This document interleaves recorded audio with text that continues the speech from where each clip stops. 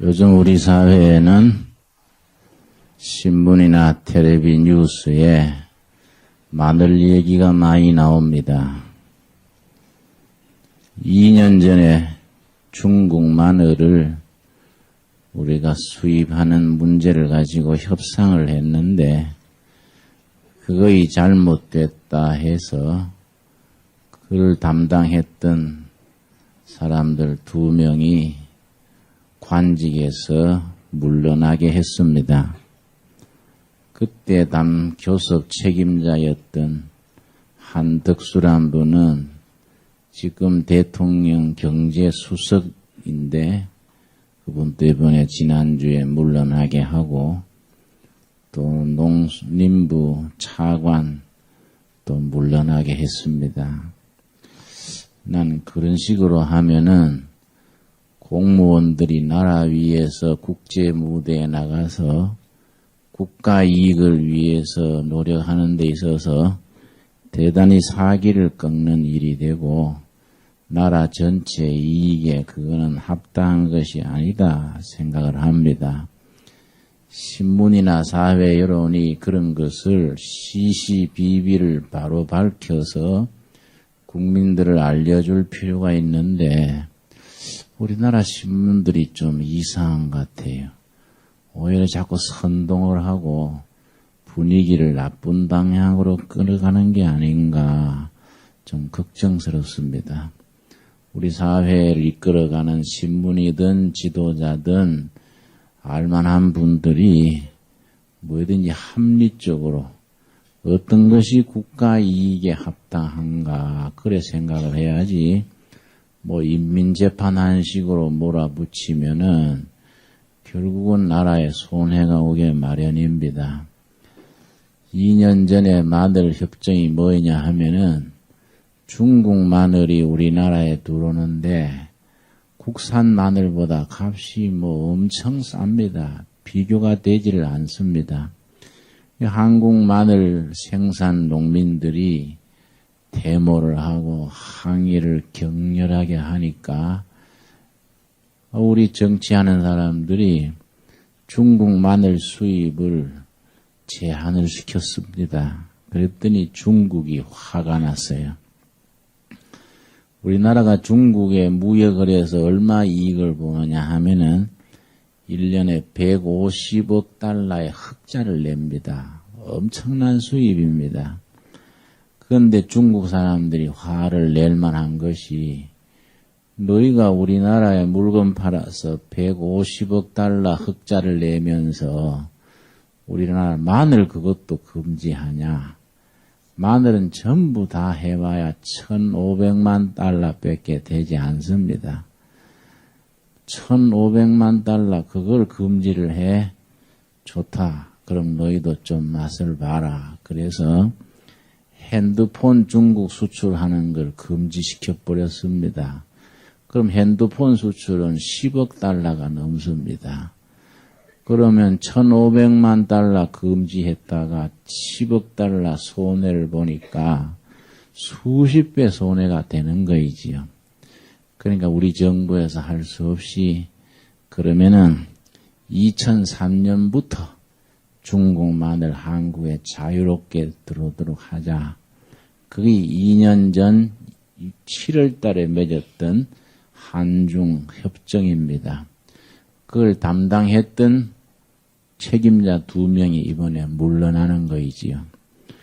그거는 우리가 그 사람들을 상을 주고 격려를 해줘야지 그 사람들 잘못했다고 물러나게 하는 것은 그건 또 합당하지 않는 거이지요. 우리가 상식적으로 그렇지 않습니까? 1,500만 달러 받아들이고 그 다음에 10억 달러 수출하면 그 이익이 국가 이익 전체에 얼마나 큰 이익입니까? 그런데 워낙 우리가 마늘 농가들이 반대를 많이 하니까 그렇게 하긴 했는데 중국 마늘은 자유롭게 들어오게 하고 한국 마늘이 워낙 질이 좋습니다. 전 세계 한국 마늘이 최고의 품질입니다. 그건 항암 성분도 있고 또 노화 방지도 들어있고 워낙 한국 마늘이 성품이 품질이 좋기 때문에 그걸로 가공식품을 만들어서 세계에 수출을 한다든지 지금 내가 유럽을 갔더니 유럽은요 마늘 먹기 국민운동을 해요. 건강에 좋다고. 근데 그 한국 마늘을 최고로 치는 겁니다. 뭐 그렇게 다른 방향으로 방향을 돌려야지 애꿎은 공직 사람들 그거 잘못했다고 물러나게 해버리고 그 사람들만 큰 죄진 듯이 그렇게 하면은 공무원들이 국가를 위해서 앞장서서 희생할 사람들이 없어지지 않습니까? 그러니까 개인도 그렇고 국가도 그러고 뭐 기업은 말할 것도 없고 뭐의 전체에 이익을 주느냐 그걸 생각을 해야지요. 경상남도 도지사가 김혁규 도지사인데 이번에 책을 한 권 내서 지난주에 나한테 이제 친필로 사인을 해서 한 건 보내왔습니다. 책 제목이 나는 주식회사 경상남도 CEO다. CEO란 말은 최고 경영자를 말합니다. 나는 경상남도라는 주식회사의 최고 경영자다. 그런 제목인데 이렇게 예쁘장하게 냈습니다. 그 서문에 내가 한 구절을 읽겠습니다. 아주 좋은 말을 썼습니다. 주보 첫머리에 내가 그걸 인용을 했습니다. 우리 전 주보에 오늘 설교의 요약이 있는데 그 중에 보면은 넷째 줄에 큰 글씨로 썼습니다. 10년 전에 1993년 12월에 경상남도 도지사로 처음 부임을 할 때 취임사에서 했는 연설문을 여기에 서문에 적었습니다. 제가 이렇게 씁니다. 저는 경상남도 도지사로 취임한 것이 아니라 경상남도 주식회사의 사장으로 취임했습니다. 이 순간부터 도민 위해 군림하는 행정, 도민을 통제하는 수단으로서의 행정은 더 이상 존재하지 않을 것입니다.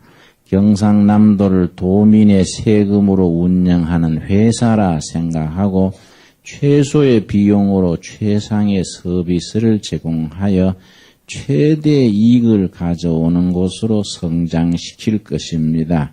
이것이 제가 하고자 하는 경영행정입니다. 이렇게 취임사를 이렇게 했는데 그 뒤에 참 자기 말대로 도를 운영하는 것을 경영행정을 해서 그동안에 전국 도지사 시장들 전체의 평가에서 3년 연속 1등상을 받았습니다. 아주 도지사가요 일본에 수출을 하는데 일본 직접 가가지고 한국 오이니 가지니 이런 걸 가져가가지고 일본에 수출을 하고 일본의 농산물 수입하는 사람들을 데려와가지고 헬리콥터를 같이 타고 농장에 가서 공장이나 농장 마당에 헬리콥터를 내리고 그 직접 물건을 사게 하고 그 경상남도 도민들이 기업이나 농민들이 수출을 하거나 공장을 운영하는데 도지사가 직접 앞장서서 뒷바라지 하는 겁니다. 그러니까 전국 1등을 연속을 하는 거이지요. 이렇게 참 훌륭한 행정 경영가를 하겠습니다. 이번에 서울시장으로 취임한 이명박 시장도 마찬가지 생각을 합니다. 이명박 장로님이 우리 같은 교단의 소망교회 장로님인데 그분이 쓴 글 중에 한 구절을 내가 주보에 인용을 했습니다. 그 두 번째 큰 글씨로 단에 내가 이렇게 씁니다. 이분이 이제 신화는 없다는 책을 이렇게 출간했습니다. 그 중에서 한 대목을 내가 땄습니다. 70년대 후반경부터 외국에 나갈 때마다 발견하게 되는 변화가 있었다.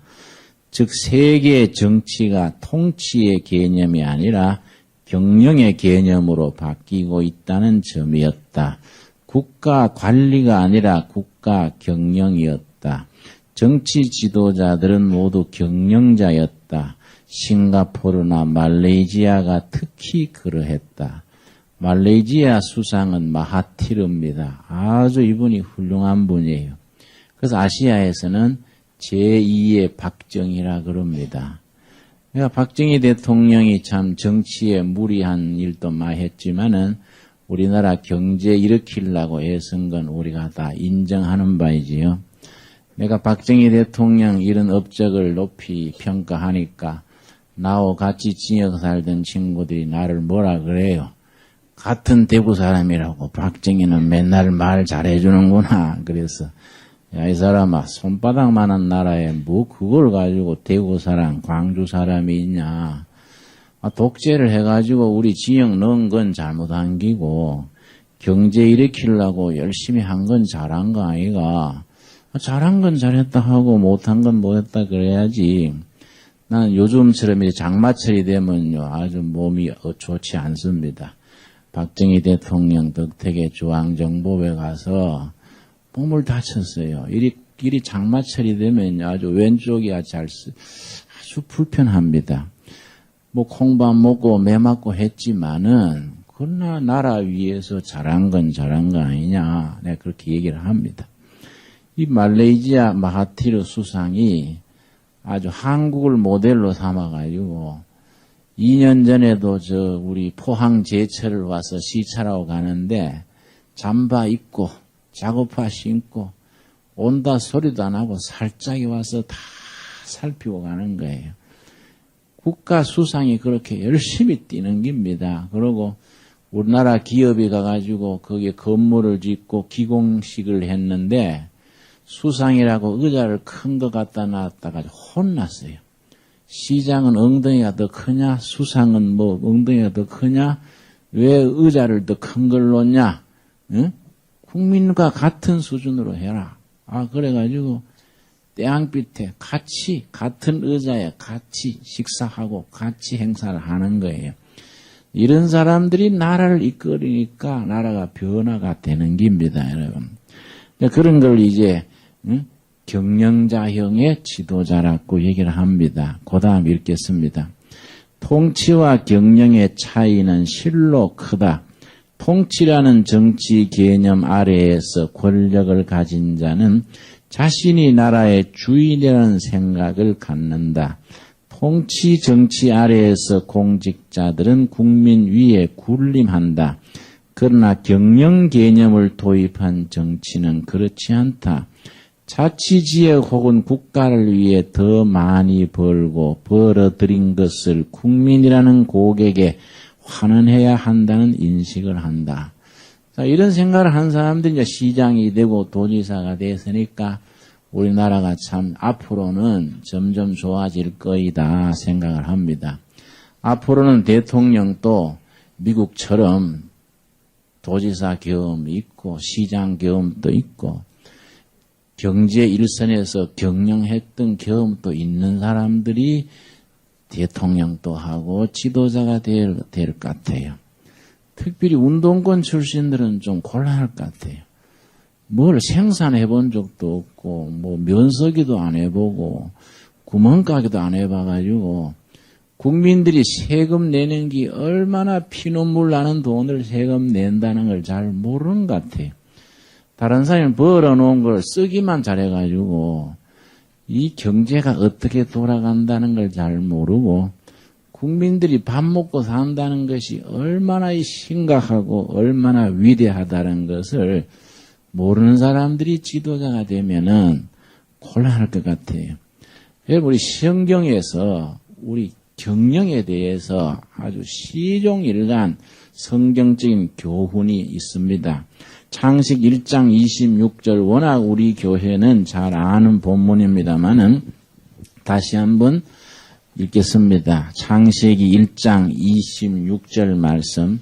하나님이 사람을 창조하실 때에 하나님의 형상대로 지으셨는데 창조하신 뒤에 이르신 말씀이 참 중요합니다.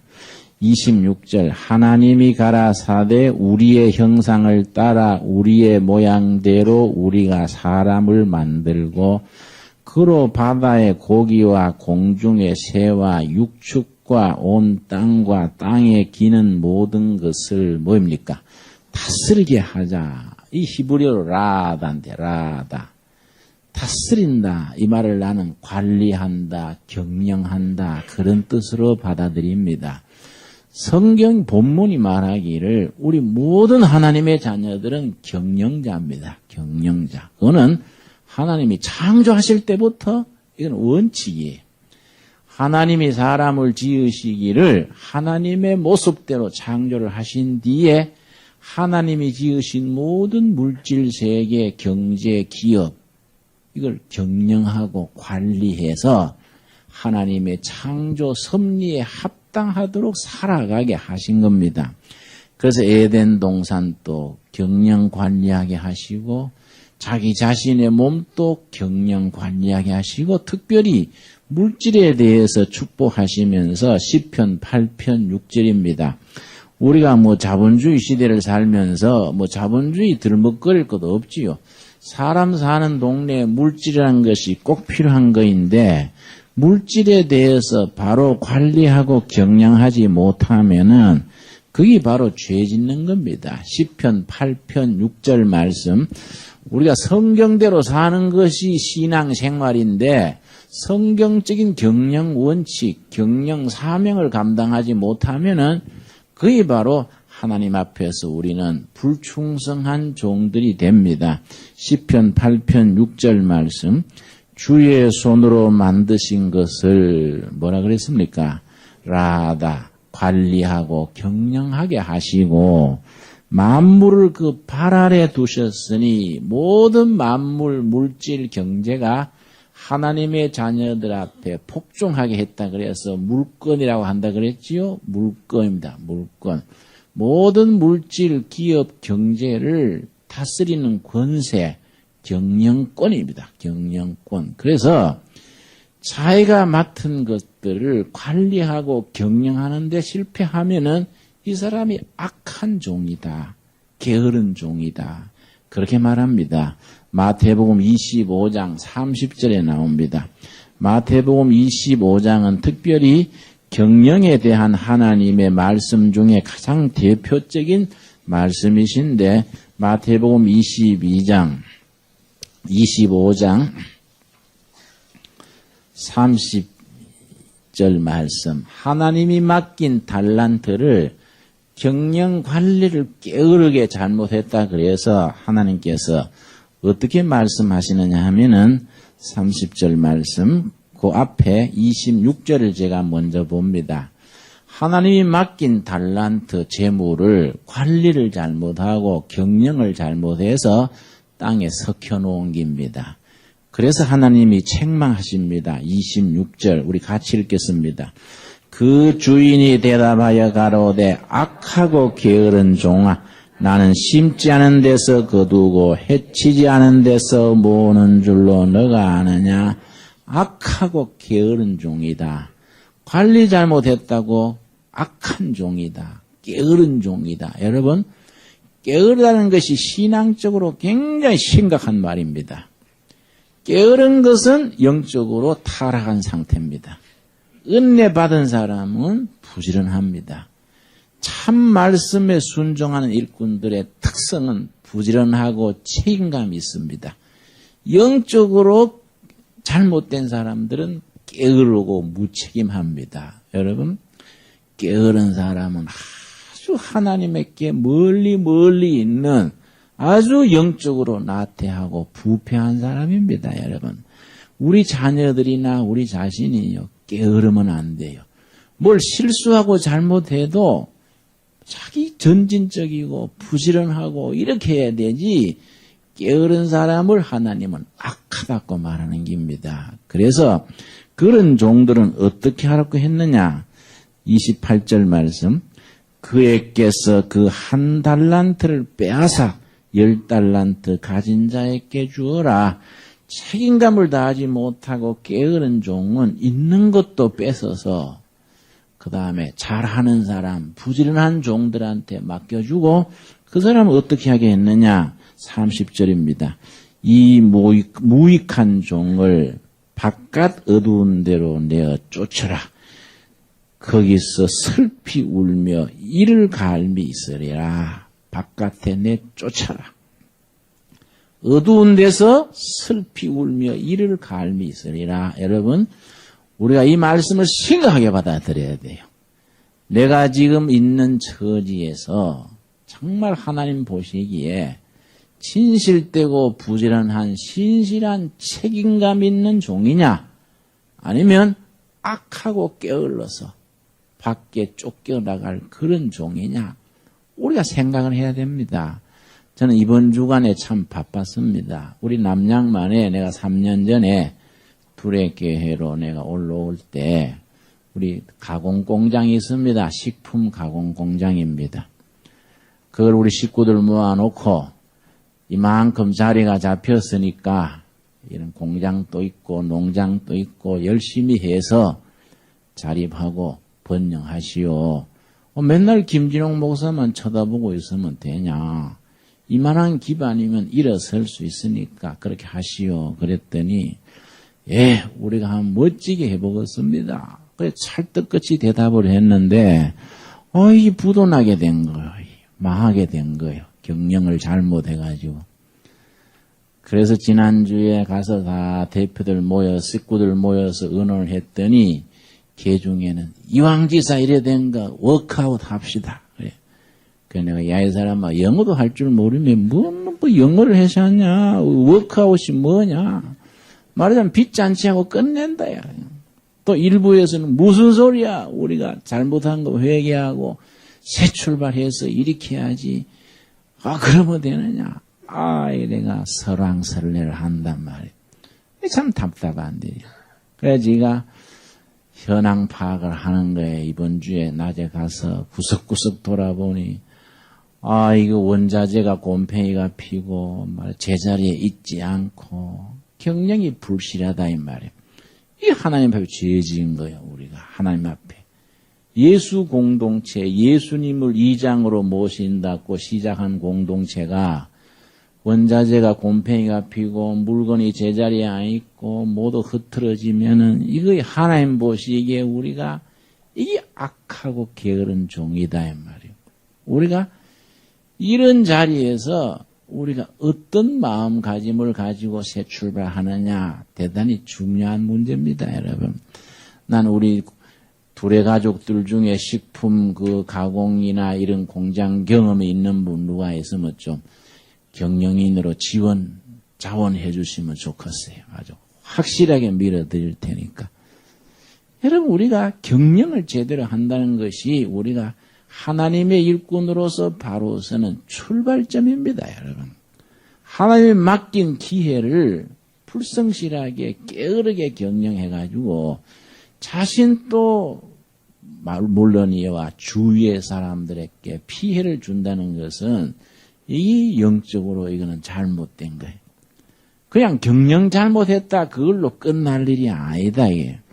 여러분 이태리 말에 페카토 모르탈레 이런 말이 있습니다. 페카토 모르탈레 이거는 절대로 용서받지 못할 죄 그 말입니다. 이거는 죽어 저승에 가서도 용서받지 못하는 죄를 페카토 모르탈레 그러는데 이태리 사람들은 그걸 어떤 경우에 쓰느냐 하면은 기업을 맡아서 자본을 맡아서 어떤 직책에 임해서 자본을 기회를 비효율적으로 운영을 해서 적자 보게 하는 것, 자본을 잘못 집행해서 적자 나게 하는 것, 국가 예산을 잘못 운용해서 국민에게 피해를 주는 것, 이런 것들이 페카토 모르탈레라.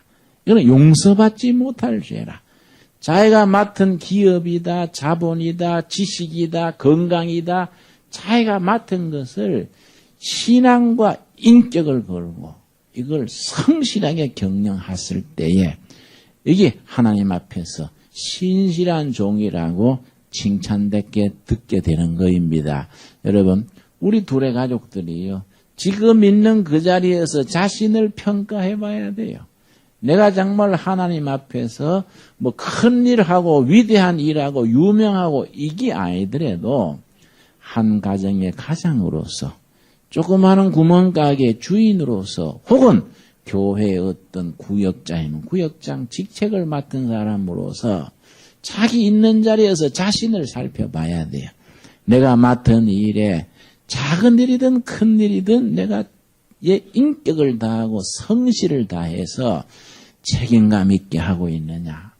그럴 때 하나님께서 착하고 충성된 종아 칭찬하시는 거이고 불성실하고 낭비하고 뭐 어영부영 해가지고 이걸 경영을 잘못하고 자금의 운용을 잘못하고 기업을 잘못 이끌으면 바로 악하고 게으른 종이 되는 거입니다, 여러분.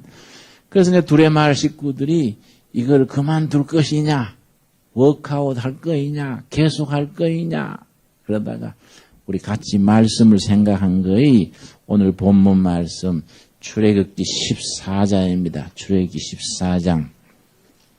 이스라엘 백성들이 길고 긴 세월의 종살이를 벗어나서 애굽 땅에 벗어나서 가나안 땅을 향해서 나가는데 얼마나 꿈과 기대를 가지고 종살이에서 벗어났겠습니까? 그 사람들이 아마 생각했을 거예요. 하나님이 함께 하시니 우리가 가나안 땅 갈 때까지 우리 가는 길이 아예 막 고속도로처럼 쫙 뻗어나갈 끼다. 이래 생각했을 것 같아요. 그런데 당장 가로막는 게 뭐입니까? 홍해바다가 딱 가로막는 겁니다. 그런데 뒤에는 바로왕의 특공대가 지금 몰살시키겠다고 들어오는 겁니다. 앞에는 홍해바다, 뒤에는 바로왕의 지금 기병대가 따라오는데 나갈 수도 없고 물러갈 수도 없습니다. 이런 때 백성들의 사정이 어땠느냐? 지도자 모세를 막 원망하는 거야. 당신이 우리를 애굽에 종살이 하더라도 그냥 두지 왜 선동해서 여기에 나와서 죽게 하냐? 막 지도자를 원망을 하고 막 분위기가 뒤숭숭하고 그렇게 됐습니다. 어떻게 했습니까? 10절입니다. 출애굽기 14장 10절 말씀. 바로가 가까워 올 때에 이스라엘 자손이 눈을 들어 본즉 애굽 사람들이 자기 뒤에 미친지라. 이스라엘 자손이 심히 두려워하여 11절 말씀.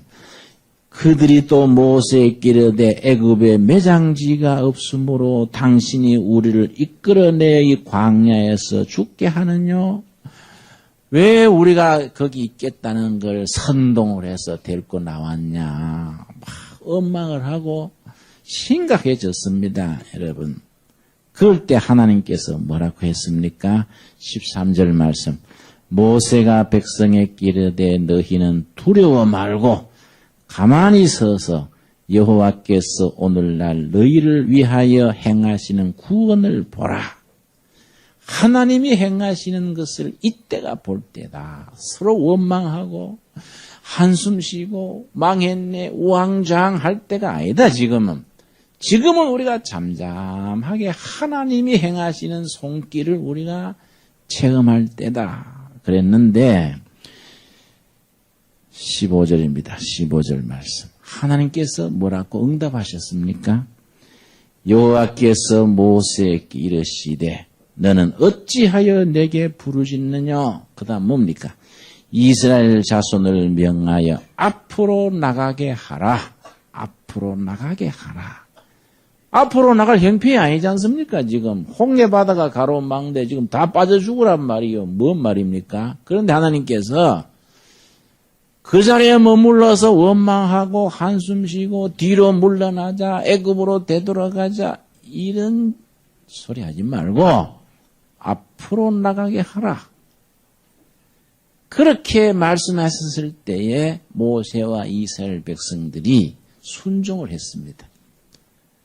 앞으로 전진할 때 하나님이 기적을 베푸신 거이지요. 16절입니다. 16절. 우리 한번 같이 읽겠습니다.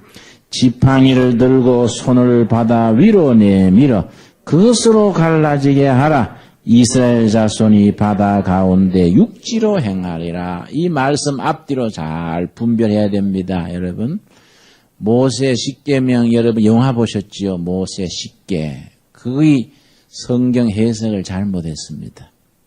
어떻게 되어 있냐면은 이스라엘 백성들이 홍해 바다 그 뚝에 쭉 서 있는데 모세가 지팡이를 가지고 바다여 갈라져라 하니까 바다가 쫙 갈라졌지요. 그 다음에 건너는 겁니다. 이게 성경 본문하고 안 맞아요. 뭐에 안 맞는지 아십니까? 바다는 그대로 있는데 하나님께서 백성들로 앞으로 나아가게 하라. 전진하게 전진. 그 다음에 모세의 지팡이를 들어서 앞장설 때 발길이 닿는 대로 바다가 갈라져 나가는 겁니다. 이해갑니까 여러분? 그 자리에 주저앉아가지고 주여 도와주시옵소서 그게 아니다 이 말이에요. 네가 하나님의 도움을 진실로 구하느냐? 하나님의 능력을 믿느냐? 네 기도가 응답받기를 바라느냐? 좋다. 네 앞에 가로막는 홍해 바다로 나가라. 앞으로 나가라. 그러면 내가 너희들에게 기적을 베풀 것이다. 여러분, 이스라엘 백성들이 홍해 바다에 강둑에 앉아가지고 바다 해변에 앉아가지고 기다렸으면 지금까지 아무 일도 없었을 거예요. 앞으로 나가는 신앙이에요. 우리 앞에 가로막는 것이 홍해 바다든 뭐 기업의 어려움이든 뭐이든지 간에 세상살이가 어떻게 순탄하기를 바랍니까? 세상 산다는 것은 항상 모험과 시련과 역경을 극복해 나가는 겁니다. 나는 인생 산다는 것은 장애물 경주와 같다. 나는 항상 그렇게 생각합니다. 항상 우리 앞에 장애물은 있게 마련입니다. 여러분, 인생 사는 게 뭐 고속도로를 쭉 뻗어가지고 세종로로 들어가는 그런 인생은요, 그건 없어요. 항상 나의 앞에 안에 안팎으로 장애물은 우리를 기다리고 있습니다. 하나하나 극복해 나가는 그 가운데 하나님의 함께 하시는 손길을 체험하게 되는 겁니다, 여러분. 그 40년 뒤에 똑같은 사건이 일어나기를 이번에는 홍해 바다가 아니고 요단강입니다. 요단강을 도항할 때 어떻게 했습니까? 요수아서 3장입니다. 요수아 3장. 똑같은 사건이 되풀이가 됩니다. 이런 말씀을 우리가 신앙인으로서 가슴 속에 담고 이 말씀대로 우리가 앞으로 나아가는 신앙, 우리 앞을 가로막는 온갖 장애와 역경을 도전하는 믿음을 우리가 지닐 수 있어야 됩니다. 여러분, 우리 둘의 교회 성도님들은 이런 말씀 속에서 가슴이 뜨거워져야 돼요. 그렇다. 오늘 우리가 홍해 바다 앞에 있고 요단강 강둑에 섰다. 우리가 어떻게 할 것이냐? 우리가 이 마음속이 뜨거워져야 됩니다. 여호수아서 3장 18절 제가 봅니다. 너는 언약궤를 맨 제사장들에게 명하여 이르기를 너희가 요단 물가에 이르거든. 그 다음 뭐라 그랬습니까? 요단에 들어서라. 요단강 강가에 기다려라 그랬습니까? 내가 손 서줄 때까지 거기서 쉬어라 그랬습니까? 아니다. 제일 앞장에 누가 섰다고요? 제사장들이 법궤를 메고 앞장섰습니다. 그러니까 지금 또 교회나 뭐 어려우면은 목회자들이 앞장서야 되는 거예요. 편한 거는 교인들 앞에 내세우고 어렵고 힘들 때는 교역자가 앞장서야 되죠. 뭐 교역자만 그런 게 아니라 나라를 이끄는 지도자들이 앞장서야 되는 거이죠. 앞장서서 법궤를 메고 어떻게 하라 그랬지요? 요단강 강물로 들어가라. 그럼 하나님 몽땅 자기 백성 물에 빠져 죽게 하시는 겁니까? 그게 아니다 이게. 14절에 뭐라 그랬습니까? 14절. 백성이 요단을 건너려고 자기들의 장막을 떠날 때에 제사장들은 언약궤를 메고 백성 뭐이지요? 앞에서 행하니라. 저는 이런 말씀 참 읽으면은요 생각하는 게 많습니다. 백성들 앞에서 앞서니라. 앞으로 요단강 건너다가 죽을지 살지 가나안 원주민들이 절대로 그냥 안 둘 텐데 화살이 날아올지 돌멩이가 날아올지 뭘 모르는데 어떻게 귀한 백성들을 거기 앞장 세우냐 이게야. 제사장들이 앞장서서 나가는 겁니다. 그리고 15절 요단이 몸에 거두는 시기에는 항상 언덕에 넘치더라. 궤를 맨 자들이 요단의 이름에 궤를 맨 제사장들의 그 다음 뭐라 그랬습니까? 발이 물가에 잠기자. 요단강 강물은 그냥 흐르고 있는데 법궤 맨 제사장들은 강물 속으로 들어가는 겁니다. 여러분. 아무 일도 안 일어나면은 법궤 메고 익사해서 죽는 겁니다. 강물에 발이 잠기는지라. 16절 곧 위에서부터 흘러내리던 물이 쳤어. 흘러내리던 물이 그쳤어. 흘러내리던 물이 그쳤어. 물이 그친 것이 먼저입니까? 제사장들이 물에 들어선 것이 먼저입니까? 이걸 생각을 해야 돼요, 여러분. 우리가 앉아서 기적이 일어나고 하나님의 손길이 임하고 뭐 어려운 것이 다 없어져서 할렐루야 감사합니다 이렇게 나갈 생각을 하면 그런 신앙은 성경적이 아니다, 이거예요, 여러분. 우리를 가로막는 것이 기업의 어려움이든지 물질의 시련이든지 인간관계가 꼬였든지 우리가 당하는 시련과 장애물을 요단강 강가에 선 제사장들처럼 홍해 바다에 들어서는 이스라엘 백성들처럼 앞으로 나아가는 거예요. 앞으로 나아가라. 너희들의 발길이 물에 닿았을 때에 강물이 그치고 바다가 갈라지고 우리를 가로막는 시련과 장애가 거두어지고 하나님이 함께 하시는 손길이 거기서 드러나게 될 줄로 믿습니다, 여러분. 그런 신앙을 가지고 한 걸음 한 걸음 앞으로 나아가는 신앙이. 이걸 가지고 순종하는 믿음이라고 말하는 겁니다. 거기서 기적은 옛날 요단강 강가에서 일어났던 기적. 홍해 바다에서 베푸셨던 하나님의 그 섭리의 손길이 오늘 우리 둘의 가족들 속에서 그 삶의 현장에서 기업의 한가운데서 가정에서 일터에서 오늘 또 현실적으로 일어나게 될 줄로 믿습니다. 우리 기도하겠습니다.